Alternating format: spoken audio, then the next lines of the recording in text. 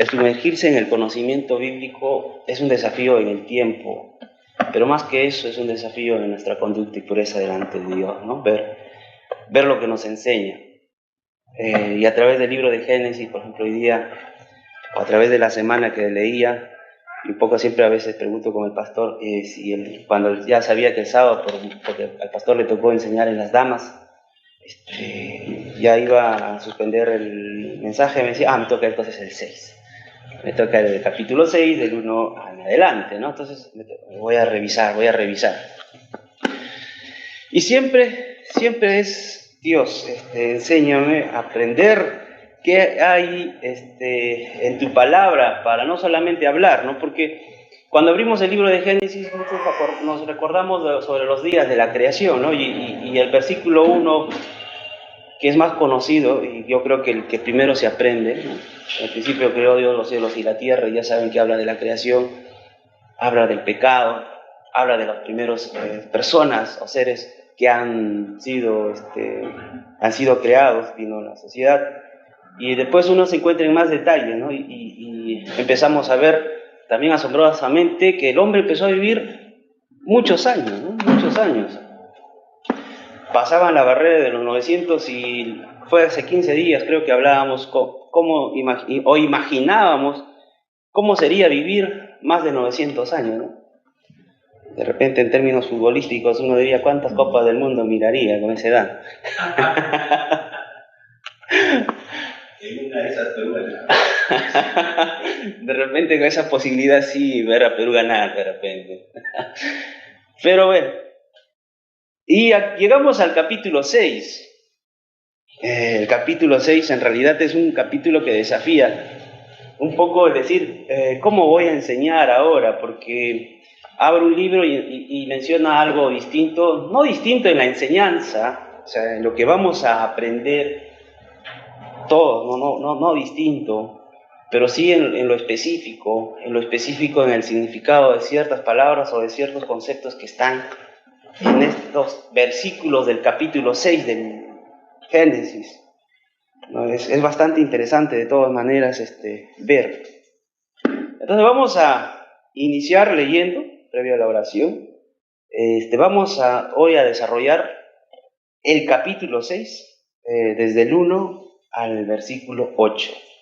¿Ya? Vamos a leer, somos 6 personas, así que vamos a leer un versículo cada uno como para poder, bueno, se está en Sebastián con mi esposa, sí, son 8, pero no, vamos a ver los que estamos sentados. Ya, yo empiezo un versículo, Fabiola, siguiente, Cielito, y así vamos viendo. Dice, la maldad de los hombres. Aconteció que cuando comenzaron los hombres a multiplicarse sobre la faz de la tierra y les nacieron hijas, que viendo a los hijos de Dios que las hijas de los hombres eran hermosas, tomaron para sí mujeres, escogiendo entre todos. Y dijo Jehová, no contenderá mi espíritu con el hombre para siempre, porque ciertamente él es carne, mas serán sus días 120 años. Había gigantes en la tierra en aquellos días, y también después que se llegaron los hijos de Dios a las hijas de los hombres y les engendraron hijos, estos fueron los valientes que desde la antigüedad fueron varones de renombre. El Señor vio que la maldad de los hombres era mucha en la tierra y que todo designio de los pensamientos del corazón de ellos era de continuo solo el mal. Y se arrepintió Jehová de haber hecho hombre en la tierra, y le dolió en su corazón. Y dijo Jehová, raeré de sobre la faz de la tierra a los hombres que he creado, desde el hombre hasta la bestia, y hasta el reptil y las aves del cielo, pues me arrepiento de haberlos hecho. Pero Noé halló gracia ante los ojos de Jehová. Vamos a orar, jóvenes. Amado Dios, gracias, Señor, te damos siempre. Agradecidos por tu misericordia, agradecidos por este momento de enseñanza en el grupo de jóvenes, Señor.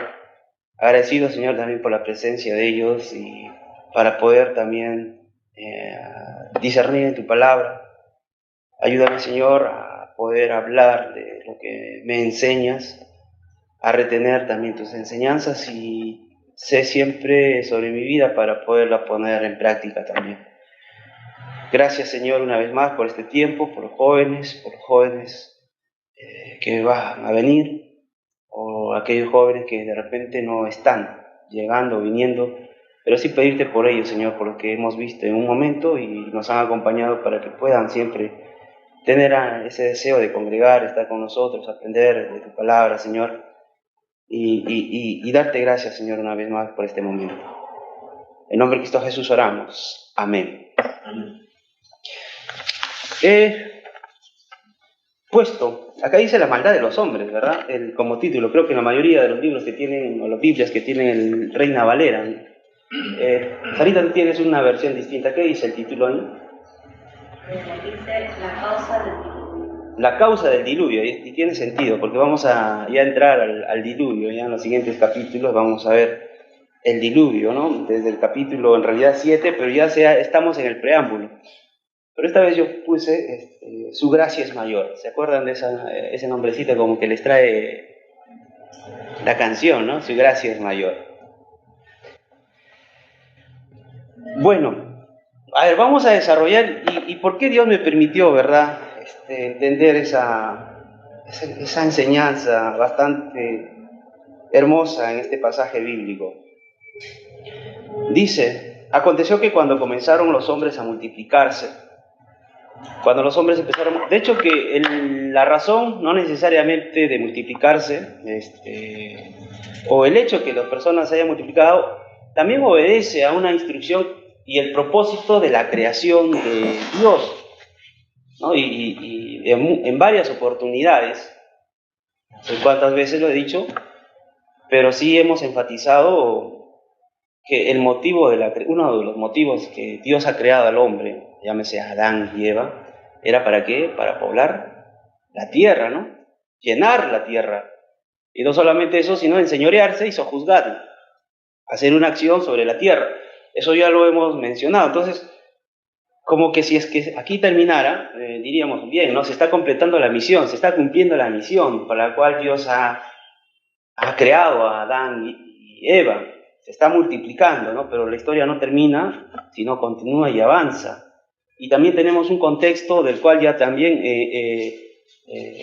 hemos hablado, y de hecho que necesariamente hemos tenido que pasar por Génesis 3. Y Génesis 3 nos está enseñando de la llegada del pecado. Entonces, la historia, ¿no? del hombre, de la humanidad relacionada con convivencia, con sociedad, con relación, con tecnología. La sociedad tuvo desde su inicio un efecto por el pecado. Entonces, si leemos, inevitablemente aconteció que cuando comenzaron los hombres a multiplicarse ya hay una condición, que el pecado está, el pecado. Y uno se preguntaría, ¿en qué tiempo, o es importante, en qué tiempo estamos hablando? ¿De qué tiempo estamos hablando? La Biblia de Sarita dice preludio, ¿no? Preludio de causa del diluvio. O sea, estamos entrando en el contexto del diluvio. La semana pasada hablábamos sobre la vida de los primeros pobladores que sobrepasaban los 900 años y decíamos y contabilizábamos la fecha, ¿no? Si ponemos en un orden cronológico, llegábamos que Matusalén, ¿verdad? Existió, nació, y aparentemente, si trazamos una vertical, cuando desaparecen sus años, es cuando cae el diluvio. Aparentemente el diluvio cae, no sé necesariamente, o sea, no puedo decir que por causa, o sea, Matusalén muere por causa del diluvio, pero sí, coincidentemente, los años de Matusalén, los 969 años, terminan cuando inicia el diluvio. Y cuando Noé tenía 500 años, ¿no? Y ese tiempo aproximado, estamos hablando de 1600 años. 1600 años. Entonces, y ahí tampoco podemos, o sea, yo lo que quiero es contextualizar más o menos. En ese entonces, con 1600 años de historia de la humanidad, ¿no? Con 1600 años de historia de la humanidad, ¿cuánta gente pudo haber? ¿No? ¿Cuánta gente pudo haber? Y no puede relacionar, decir, no, pues si ahorita estamos 2000 años después de Cristo, si somos poco más de 8.000 millones a nivel mundial, ¿no? 8.000 millones. Eso es bastante, 8.000 millones, 8.000 millones. Y en ese entonces, de hecho que, claro, o sea, no necesariamente fue, o sea, continuo, constante sería la palabra de repente más apropiada para decir que la población de la humanidad siempre fue constante y nunca tuvo caída, ¿no? Porque las guerras, consecuencia del pecado, las enfermedades, también consecuencia del pecado, han diezmado la población, ¿verdad? Entonces, matemáticamente no se puede de repente decir, uy, cuántas personas han existido en esos 1600 años. Pero sí, de repente ayuda un poco a decir, en 1600, ¿cuántas personas pueden haber, no? Y yo hice, fiel a un estilo de matemáticas, un cálculo. Digamos, 1600 años, la generación. Una generación, ¿cuánto puede contarse? Estadísticamente, actualmente, una generación dice se duplica aproximadamente en 40 años. Digamos, eso es un número bastante conservador, pero digamos en la antigüedad. En ese entonces, cuando empezó Adán y Eva, ¿no?, a existir dos personas en un inmenso mundo, ¿no? Para dos personas más tremendo, ¿no? No se peleaban por terreno en esa época, ¿no? Pero de dos personas, y después van a 4, digamos, se multiplican a razón de 2, 4, 8, digamos, ¿no? Y digamos que ya no sean 40, sino sean 80, ¿no? En 80 años se duplica. Bastante, dicen, sí, posiblemente en 80 años se pueden duplicar. Entonces, hasta en 1600 han pasado 20 generaciones, ¿no? 20 generaciones. Y si hacemos simplemente esa matemática, estamos hablando de más de 1 millón, ¿no? 1 millón de personas. Más de 1 millón de personas. Y es aproximadamente poco o casi igual de la población de San Juan del Lurigancho, ¿no? Está por ahí, creo, de 1 millón de personas, una cantidad bastante grande, 1 millón de personas. Y de repente no es, sea menos, y si es, digamos, a 60 años que recién se multiplique, mira, y en 60 años yo no creo que en realidad se multiplique, ¿no? Pero entonces, si en 60 años estamos hablando de 27 generaciones y ahí sobrepasa de repente las estadísticas, estamos en 134 millones de personas en ese entonces. Llámese distinta forma, ¿en qué sentido? Que a diferencia del contexto actual, las personas morían a 900, 700 años, 800 años, 850 años, y vivían un tiempo prolongado. No estamos hablando en un contexto actual, ¿verdad? Estamos hablando y otra diferencia de la cultura o del contexto en el que estamos es que todos hablaban un mismo idioma. Todos hablaban de un mismo idioma. ¿Y cómo de repente era la tecnología en ese entonces? Bueno, la tecnología es una palabra actual de repente, ¿no?, que se acomoda un poco al contexto en el que estamos. Antes no había tecnología, pero sí necesariamente la inteligencia de la persona, ¿no? La persona como ser inteligente siempre fue. No es que ha evolucionado en un momento y poco a poco descubrió, así como lo pintan los colegios, las universidades, los dibujos o las películas, que un monito empezó a pensar y de ahí empezó a existir. Eso no es cierto, ¿no? Las personas siempre han sido inteligentes, han desarrollado su inteligencia. Lamentablemente es el pecado la causa de la distorsión, que esa inteligencia haya sido mal usada. Porque vemos en la Biblia, en todo caso, si retrocedemos un poco en el pasado, o sea, un par de capítulos, y vamos a Génesis 4, y está, digamos, desarrollado en la genealogía de Caín, y vemos, dice, Génesis 4, 20, dice, y Ada dio a luz a Jabal, el cual fue padre de los que habitan en tiendas y crían ganados. O sea, nos damos cuenta que ya las personas en ese entonces, fuera del Edén, habían ya desarrollado un lugar de residencia, ¿no? ya no eran, ¿cómo se llaman los que no residían? ¿O cómo se les dice a las personas, al grupo de personas que no residen en un solo lugar? Nómadas, ¿no? No eran nómadas, ya se estaban asentando sobre lugares establecidos, ¿no? Y si vamos nuevamente, leemos un par de versículos más abajo, en ese mismo capítulo 4, 22, dice, y Sila también dio a luz a Tubal-Caín, dice, artífice de toda obra de bronce y de hierro, ¿no? Toda obra de bronce y de hierro. Y uno puede decir, y si ves tú, alguien ve Discovery Channel, va a decir que en realidad fueron los extraterrestres quienes enseñaron a los humanos a usar la tecnología, las herramientas. Dice, no es así, la Biblia dice que fueron las personas que aprendieron o descubrieron de repente la palabra más acertada, poder moldear las propiedades de los minerales que se encuentran en la tierra. Los mezclan y sale el acero, ¿no? Y de acuerdo a eso, las propiedades, a la mezcla de porcentaje entre el fierro y el cobre, sale un acero más resistente, un acero menos resistente. En la cantidad del templado, en la capacidad del tiempo de enfriado, sale un acero con mayor propiedad. Y ahí, por unos lados, se basan, por ejemplo, en eso de la historia, ¿no? Porque dicen, yo conozco, no sé si se cuenta en la historia o en las películas, estos de la Edad Antigua, donde dice que fue un arma forjada por los dioses, dice, ¿no? Un arma forjada por los dioses, porque en realidad, en la medida en que uno sabe forjar bien el hierro o el acero, se obtiene un producto mucho más fuerte y resistente que uno que lo haga empíricamente. Entonces, si tú peleas, vas a encontrar que una espada se destruye tan rápido que uno que en realidad lo sabe hacer. Entonces, por ahí viene entonces la leyenda.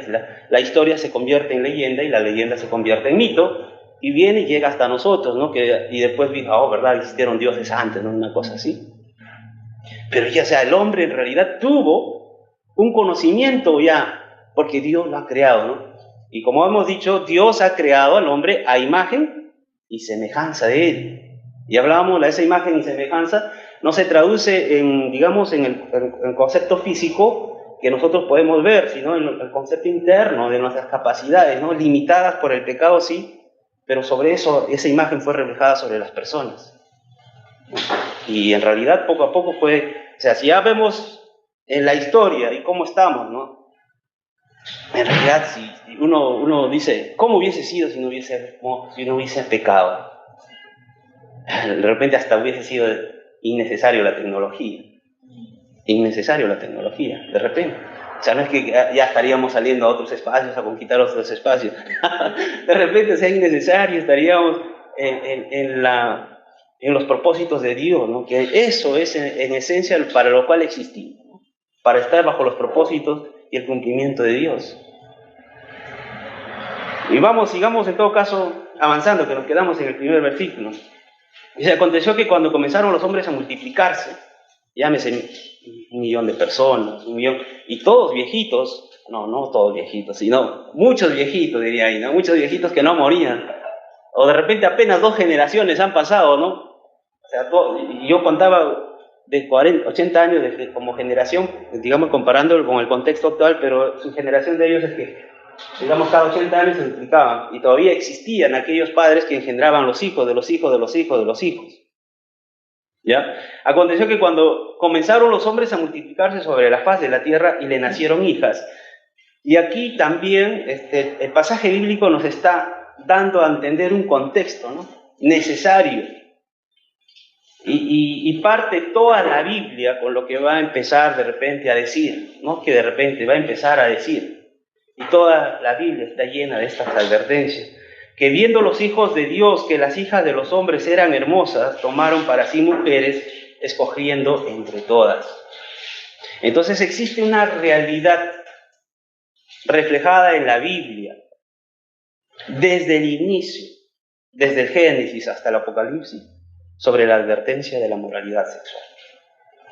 Y esa lucha constante, ¿no? Enseñada desde el Génesis hasta el Apocalipsis, de ser puros, de guardar, y de verlo como pecado, como mal, enunciado en la palabra. Siempre ha estado. Y con el mal vino esa tendencia y esa búsqueda, ¿no? Con el pecado vino esa tendencia y esa búsqueda de ir hacia la inmoralidad. Y algo que refleja este segundo versículo, que no nos vamos a ahondar necesariamente en esta parte, porque cuando ya lees libros, ves ahora la información en realidad, como dicen, está a un clic de distancia, ¿no? Tengo un celular aquí a la mano y hago un clic y busco la información y te dan quiénes son los hijos de Dios. ¿Y quiénes son los hijos? Dice acá que viendo los hijos de Dios que las hijas de los hombres eran hermosas, tomaron para sí mujeres, escogiendo entre todas. Y como yo decía en la introducción, los hijos de Dios, he revisado bibliografía, y no solamente la bibliografía que pueda tener, sino la bibliografía que se puede buscar en realidad por el internet o los libros, y ves que las posturas son distintas, ¿no? Sobre el Hijo de Dios, los hijos de Dios. Y las dos con mayor tendencia es que los hijos de Dios sean los descendientes de Sem, y los descendientes de Set, los descendientes de Set, y otros dicen que los hijos de Dios, o otra tendencia es que los hijos de Dios son los ángeles caídos. Eso, digamos, también, porque se usa la palabra hijos de Dios, y si recordarán, podemos ir a Job 2.1 o Job 1.6, donde se presenta una escena en el cielo, ¿no? Donde se centra una escena en el cielo donde estaban los hijos de Dios y entre ellos también el diablo. Y usa la misma palabra, dice, y hace referencia, y ahí sí sin dudarlo, o sea, se sabe que los hijos de Dios son los ángeles, ¿no? Ahora, ¿en qué nos vamos a quedar? Puede decir, ¿en qué nos vamos a quedar? ¿Quiénes son los hijos de Dios? Esas son yo voy a explicar las dos opciones. Porque la tendencia, y en realidad mi intención en este momento no va a ser desarrollar qué son los hijos de Dios, sino qué enseñanza extraemos de la palabra. ¿Y qué enseñanza extraemos de la palabra en este momento? Que estas personas, si son personas o son de la descendencia de Set, o si son los ángeles caídos, ¿no? Si son los ángeles caídos, existe una tendencia hacia el mal. Una tendencia hacia el mal, ¿no? Y sobre esa, y sobre esa enseñanza dice el versículo 3, y dijo Jehová, no contenderá mi espíritu con el hombre para siempre, porque ciertamente él es carne, mas serán sus días 120 años. Entonces aquí quiero leer entre líneas, o sea, vivir más tiempo sin conocer a Dios, en realidad el hombre se degrada, se aleja, se pervierte. Tener una eternidad sin Dios en realidad es una destrucción.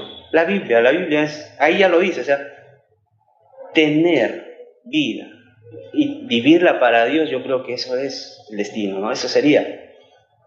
Pero difícilmente, porque ya el contexto en el que estamos, porque la lucha que tenemos, y no hablo de la lucha en realidad que yo salgo y me enfrento al compañero con la ideología distinta a mí, sino de la lucha interna que hasta nuestros propios pensamientos nos llevan a veces a querer hacerlo mal, a renegar, a tener un poco de envidia, de cólera, de reflejar actitudes aún que tenemos que corregirnos, del orgullo, no sé, de diversas cosas que muchos nos podemos examinar y decir, ¿no?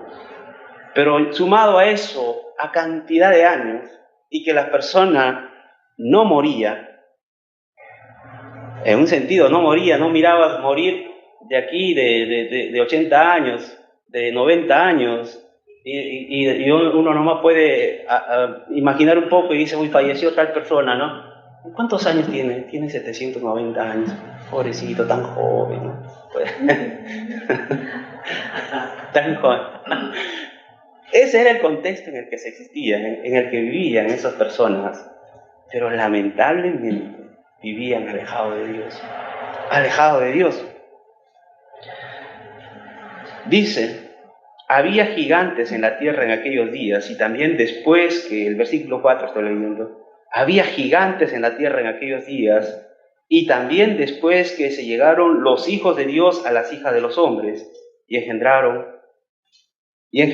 hijos. Estos fueron los valientes que desde la antigüedad fueron varones de renombre.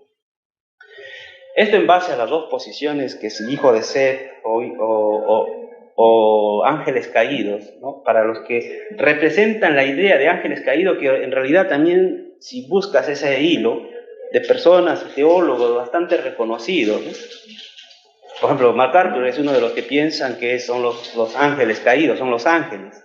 Evis Carballosa es uno de los que piensa que también son ángeles, ¿no? Y quienes piensan, por ejemplo, que es de la familia de Set. Estamos hablando de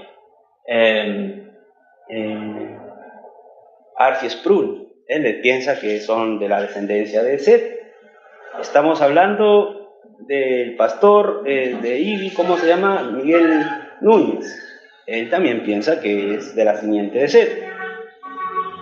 Y así se van extendiendo más y más paralelos, ¿no? Más y más paralelos. Y en realidad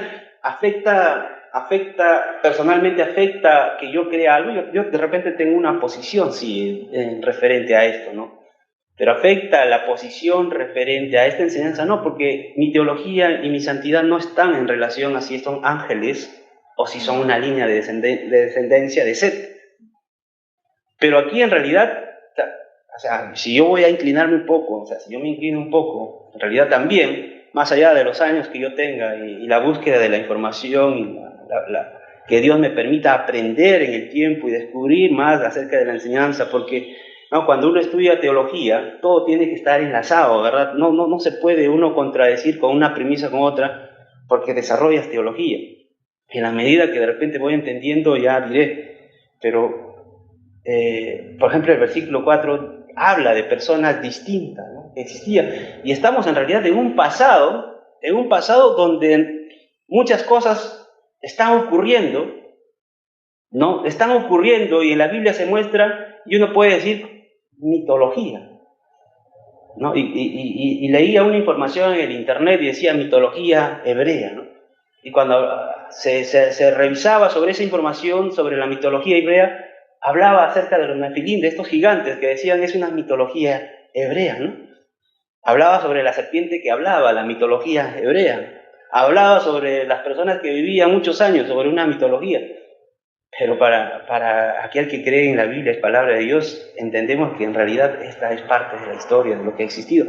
Y hablamos de la mitología hebrea, también decía sobre la cosmología hebrea, ¿no? Sobre cómo representan en el primer versículo los primeros capítulos, o el primer capítulo de Génesis. O sea, en realidad lo dibujan tal cual lo especifica, hay las aguas arriba, abajo, y empiezan a dibujarlo de tal forma que dice, como que te quieren convencer. Pero ¿qué es la esencia? Había gigantes en la tierra en aquellos días, y también después que se llegaron los hijos de Dios a las hijas de los hombres, y le engendraron hijos. Estos fueron valientes que desde la antigüedad fueron varones de renombre. Muy posiblemente, posiblemente sean los ángeles, ¿no? que hayan distorsionado, porque también en la Biblia hay indicios, ¿no? de que los ángeles han tomado forma humana. Si recordamos, por ejemplo, a Abraham, le visitaron ángeles con forma y aspecto de personas, varones. ¿Quién fue que peleó con un ángel? Fue Jacob, ¿no? Jacob peleó con un ángel, lo tocó a un ángel, ¿no? Y le puso por nombre Israel a Jacob, ¿verdad? Y es que también, y contra ese concepto está Mateo 22:30, donde dice, o sea, y para los que dicen no es un ángel, hablan de Mateo 22:30, donde dice que el ángel, cuando hablan sobre las personas, sobre el Hijo, ¿no? O leamos Mateo 22:30, a ver mejor, para desarrollar bien la idea. Mateo 22:30, la persona que lo pueda leer. Mateo 22:30. Porque en la resurrección ni se casarán ni se darán en casamiento, sino serán como los ángeles de Dios en el cielo. Dice, si no se casan, para tener hijos necesariamente tienen que tener el concepto de juntarse de un varón y una mujer, ¿no? Tener relaciones íntimas. Y los ángeles no, dicen, ¿no? Y por ahí sacan argumentos también y dicen, no, pues habla en el cielo. O sea, para argumentos existen contraargumentos en realidad, ¿no? Y eso puede ser una introducción de repente a un análisis, ¿no? Que en un momento de repente lo podemos hacer. Pero vamos a aprender ahora las enseñanzas. Y sigamos entonces, ¿ya? Y vio Jehová que la maldad de los hombres era mucha en la tierra, y que todo designio del pensamiento del corazón de ellos era de continuo solamente el mal.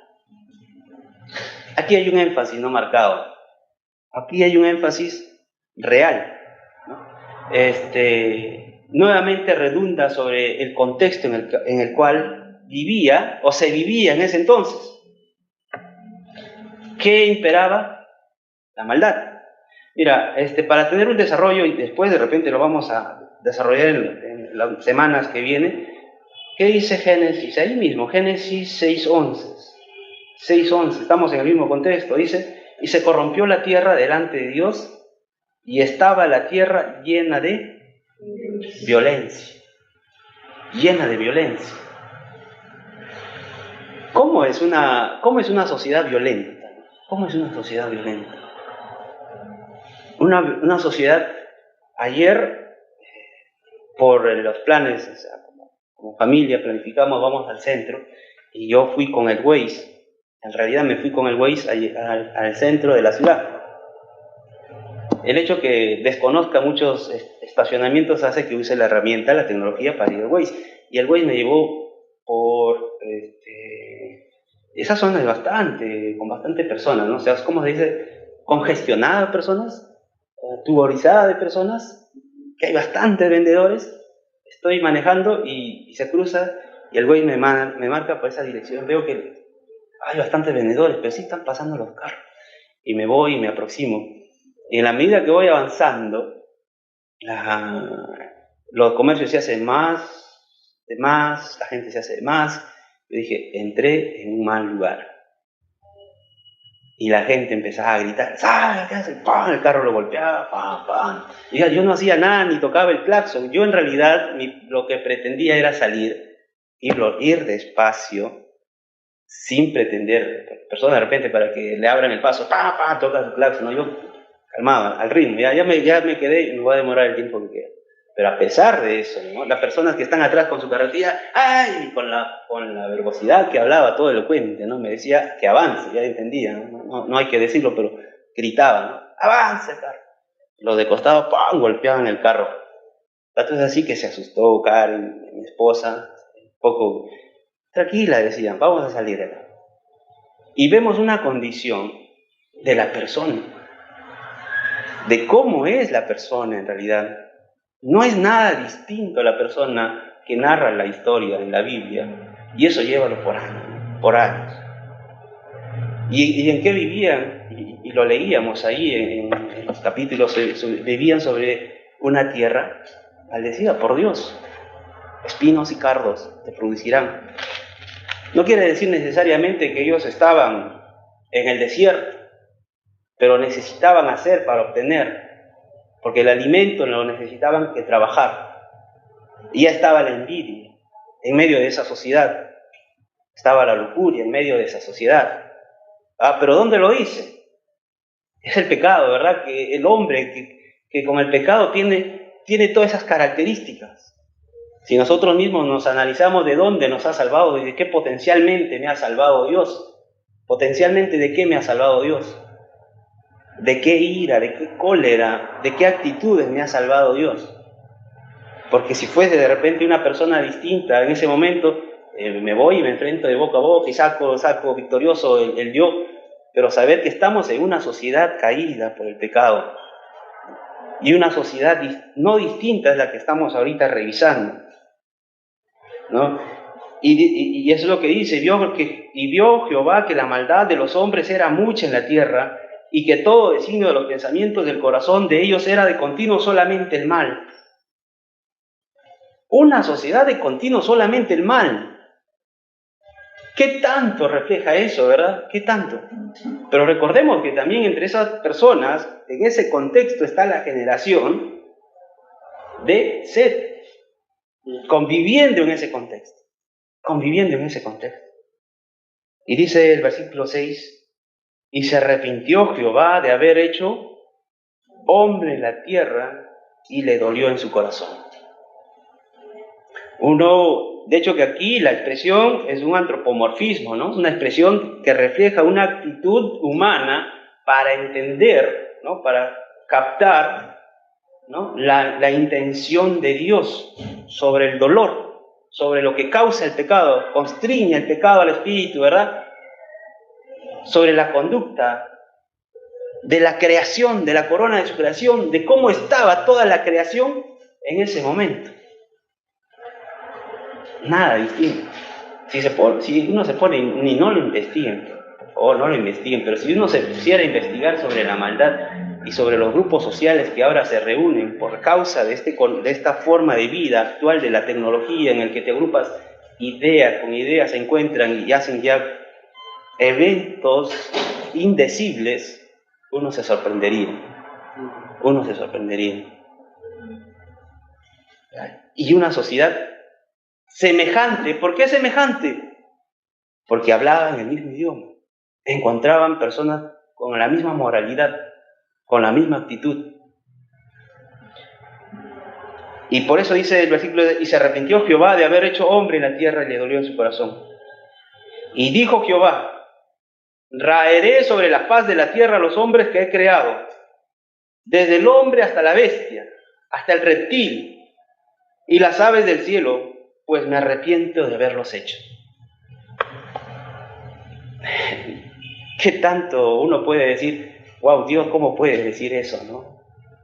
Pero si son sus hijos, si son su creación. En realidad la causa del pecado no está escrito. Ellos no tenían el versículo, dice, la causa del pecado es muerte. No tenían ese versículo. No tenían ese versículo. Pero de alguna forma, ¿no? Porque Romanos 1 lo habíamos leído. A ver, volvamos a leer Romanos 1. Hace entender que no tienen excusa, ¿verdad? Por todas las actitudes, por todo lo que ellos hacían. Y eso se lleva desde la creación del hombre hasta la venida. Vamos a leer desde el 18. Porque la ira de Dios se revela desde el cielo contra toda impiedad e injusticia de los hombres que detienen con injusticia la verdad. Porque lo que de Dios se conoce les es manifiesto, pues Dios se los manifestó. Porque las cosas invisibles de Él, su eterno poder y deidad, se hacen claramente visibles desde la creación del mundo, siendo entendidas por medio de las cosas hechas, de modo que no tienen excusa. ¿No? No hay excusa de conocer a un Dios creador. Y ahí nomás, allí estaba toda la información. Porque habían los abuelos y las personas que conocieron de la historia cercana de Adán, que creó Dios en perfección, podían entender que hay un ser sobrenatural que odia estas cosas. Leamos el 7 dice, el 7 estamos tratando, y un hecho bastante significativo o bastante que resalta en el Antiguo Testamento es la corrección directa de Dios hacia el pueblo corrupto, hacia el pueblo con moralidad distorsionada. Por ejemplo, leamos Génesis 15:16. A ver, nos va a abrir un poco el panorama. Génesis 15:16.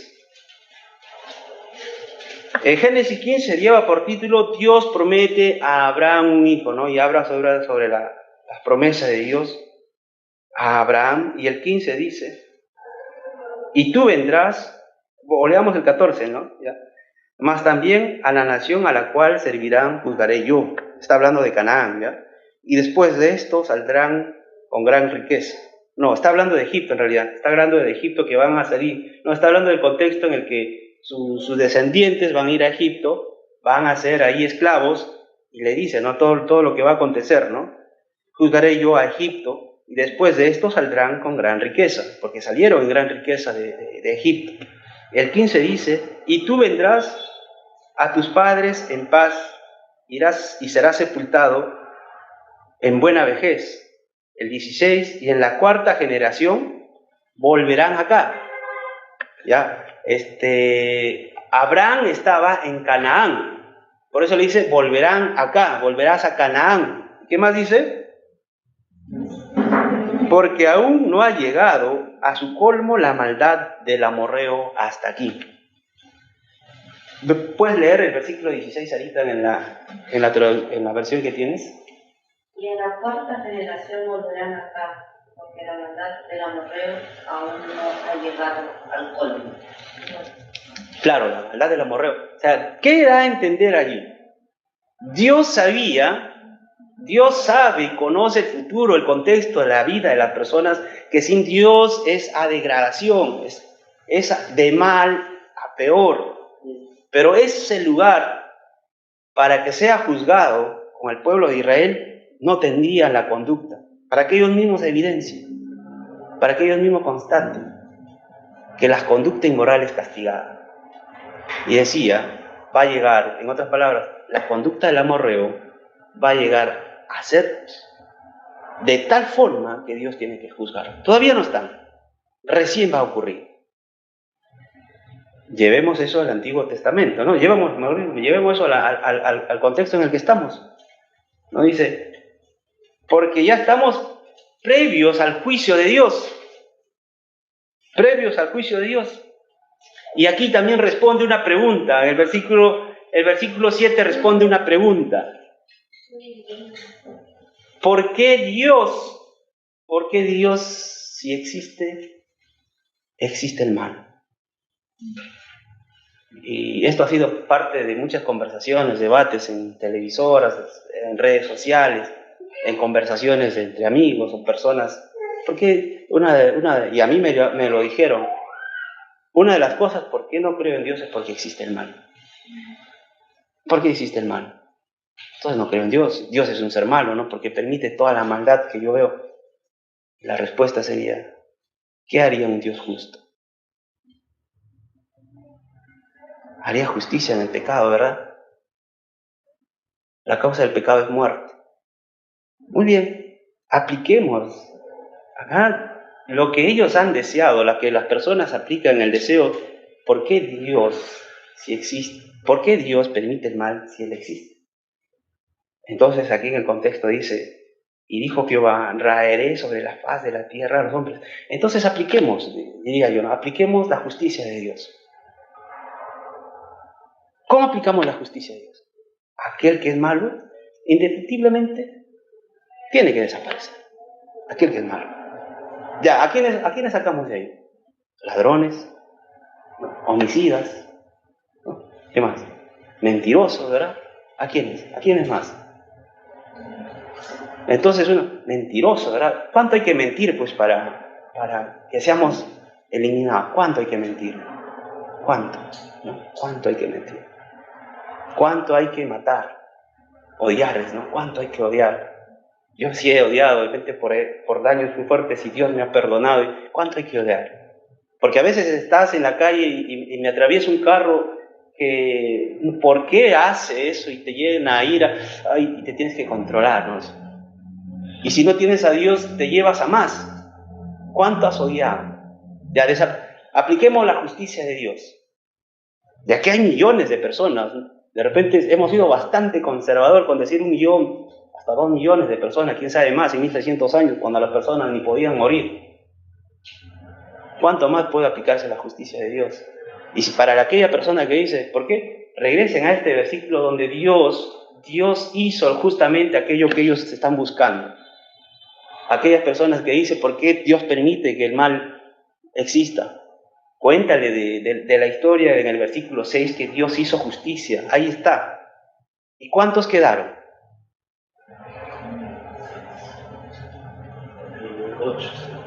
8 personas. ¿Por qué? ¿Y por qué dice? Porque el versículo 9 dice, o el versículo 8 dice, porque Noé halló gracia ante los ojos de Dios. Por gracia, no porque él tenía algo en virtud, por gracia.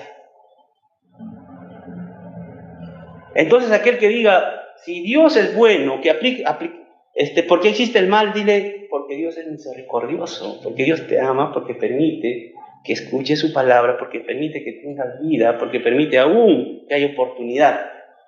Porque esa justicia nuevamente no se está aplicando, porque en un momento sí va a volver a ser aplicada. Entonces es histórico ese evento. Ese hecho es histórico. Ya hizo Dios justicia en toda la humanidad. ¿Y acaso solamente las personas? ¿Quiénes más? Leemos, dice, y Jehová raerá sobre la faz de la tierra a todos los hombres que ha creado, desde el hombre hasta las bestias, hasta el reptil y las aves del cielo, pues me arrepiento de haberlos creado. ¿Ven cómo es aplicada la justicia de Dios? Y podemos decir nosotros, ¿acaso juzgar a las personas, de decir, a ellos merecen castigo y nosotros no? Y aquí vemos la misericordia de Dios que es derramada sobre cada uno de nosotros, y gracias Dios, ¿no? Porque si haría una calificación actual, vamos a hacer un examen para ver quiénes se salvan.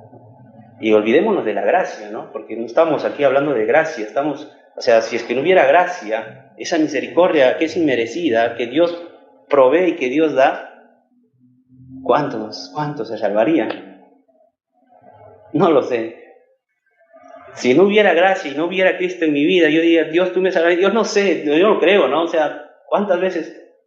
Y yo me apuntaría en esa lista, o sea, sería consciente de apuntarme en esa lista que conscientemente, para aquel que analiza, ¿no? Internamente y sabe el corazón, sabe los pensamientos, para aquella persona en el que no hay nada oculto, es decir, y levantar la mano, yo no se podría, ¿verdad? No se podría. Es su gracia la que hace posible. Por eso diría, su gracia es mayor. Por las cosas que hemos hecho. Por todo en ese entonces, a través de Noé, Dios mostró su gracia. Dios reflejó su gracia. Y leemos en Romanos 5, 1, 12, para cerrar. Romanos 5, del 1 al 12. ¿No? Justificados pues por la fe tenemos paz para con Dios por medio de nuestro Señor Jesucristo, por quien también tenemos entrada por la fe a esta gracia en la cual estamos firmes y nos gloriamos en la esperanza de la gloria de Dios. Y no solo esto, sino que también nos gloriamos de las tribulaciones sabiendo que la tribulación produce paciencia, y la paciencia prueba, y la prueba esperanza. Y la esperanza no avergüenza, porque el amor de Dios ha sido derramado en nuestros corazones por el Espíritu Santo que nos fue dado. Porque Cristo, cuando aún éramos débiles, en su tiempo murió por los impíos. Ciertamente, apenas morirá alguno por un justo, con todo, pudiera ser que alguno osara morir por el bueno. Mas Dios muestra su amor para con nosotros, en que siendo aún pecadores, Cristo murió por nosotros. Pues mucho más, estando ya justificados en su sangre, por él seremos salvos de la ira. Porque si siendo enemigos fuimos reconciliados con Dios por la muerte de su Hijo, mucho más, estando reconciliados, seremos salvos por su vida. Y no solo esto, sino que también nos gloriamos en Dios por el Señor nuestro Jesucristo, por quien hemos recibido ahora la reconciliación. Por tanto, como el pecado entró al mundo por un hombre y por el pecado la muerte, así la muerte pasó a todos los hombres, por cuanto todos pecaron. Es por gracia, es por misericordia, y es en Cristo Jesús. Su gracia hace posible que nosotros ahora tengamos esa oportunidad de gozar esa esperanza de vida. Oremos, jóvenes. Amado Padre Celestial, te damos gracias, Señor, por este momento que nos has permitido ver en tu palabra, Señor, los eventos que han acontecido en la historia. Nada distinto, Señor, de lo que ocurre ahora, que se va formando, Señor, poco a poco conforme a tu palabra, Señor. Porque ahí hay personas que blasfeman a voz de todo, a vista de todo, Señor. Hay personas que te niegan, pero permítenos, Señor, siempre ser constantes en tu palabra, constantes en aprender más de ti y vivir siempre agradecidos, Señor. Te pido por los jóvenes aquí presentes, te pido por mi vida, por el pastor, por todo, Señor. Agradecido por tu gracia, agradecido, Señor, por tu misericordia sobre nosotros. Agradecido, Señor, por este momento. Te damos gracias por todo. En nombre de Cristo Jesús oramos. Amén. Amén.